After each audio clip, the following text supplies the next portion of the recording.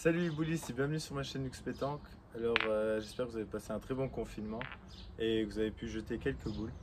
Alors dans cette vidéo je vais vous dire les 5 bases de la pétanque à connaître. C'est une vidéo plutôt pour les amateurs. Alors je vais tout de suite commencer par la première, c'est déjà d'avoir le bon diamètre. Pourquoi avoir le bon diamètre? Parce que si j'ai un mauvais diamètre, un diamètre trop grand par exemple, les boules elles vont m'échapper des mains et je vais être souvent long quand je vais pointer. Et il y a beaucoup de chances de crocheter la boule ou alors qu'elle vous échappe des mains et vous allez perdre en précision et en efficacité. Alors bien sûr, si vous avez une petite main, vous n'allez pas jouer avec des 78 de diamètre, hein.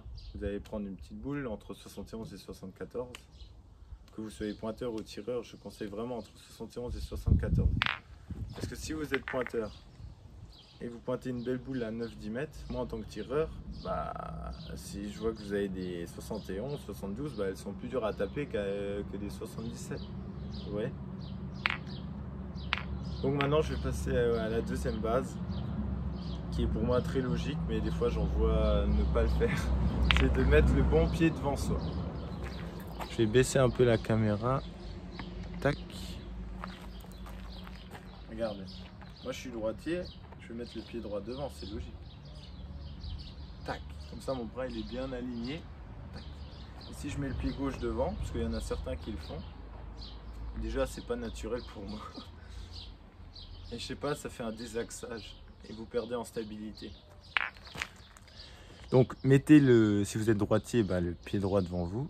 Et si vous êtes gaucher, le pied gauche. Maintenant passons je vais baisser un peu la caméra. Tac. Maintenant la troisième base, c'est de bien tenir sa boule. Alors, des fois j'en vois tenir la boule comme ça. Ça déjà c'est non, mauvaise idée. Sinon j'en vois qui la tiennent à peine. C'est pas bien non plus. Moi par exemple je la tiens comme ça. Je mets le pouce là. Les 4 doigts doivent être ensemble. La boule bien dans la main. Le pouce ici. Voilà. Alors soit vous cassez le poignet. Plus vous allez casser le poignet, plus il y aura de rotation dans la boule. Après il y a aussi l'histoire du pouce. Alors, il y a des très bons tireurs qui... attends, je vais mettre comme ça. Il y a des très bons tireurs qui tirent sans le pouce, comme Sevilla ou Stéphane Datt. Après il y a Rocher, je crois, et Lacroix, ils le mettent ici, un peu comme moi. Moi je fais quand même.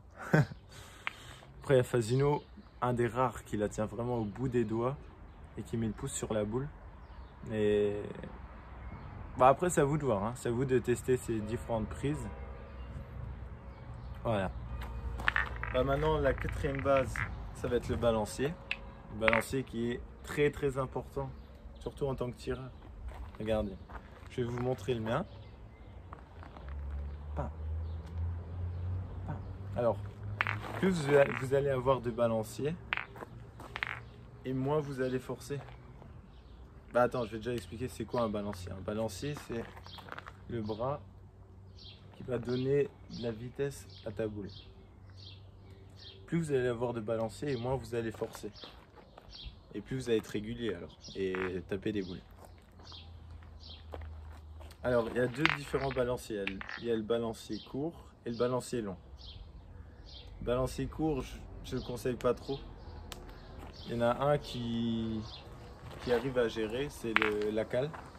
Il a vraiment un balancier court, il fait comme ça et après il tire tout au poignet. Mais la plupart des grands tireurs comme Choupé, Lacroix, Rocher, Suchot, ils ont le bras qui part quand même assez loin derrière. Tac. Voilà, ça c'est très important. Maintenant passons à la cinquième base qui est pour moi la plus logique et la plus importante. C'est de s'entraîner, il n'y a pas de secret. Sans entraînement, on n'y parvient pas. Faut pas croire que Rocher, Suchot, ils se sont levés du lit et d'un jour à l'autre, ils ont fait que des carreaux. J'ai vu une interview où Suchot il disait que il s'entraînait tous les jours pendant 10 heures. Il n'y a pas de secret que maintenant il est dans le top 3 des meilleurs tireurs au monde, ou c'est le meilleur tireur au monde avec Dylan. Il n'y a pas de secret, Dylan aussi. Je suis sûr que quand il était gamin ou ado, il jouait tous les jours avec ses frères. Et voilà, il faut s'entraîner, connaître les bases, pratiquer les 4 bases que je vous ai dit tout à l'heure, qui est d'avoir le bon diamètre, c'est très important. Comme j'ai dit, c'est les bonnes bases.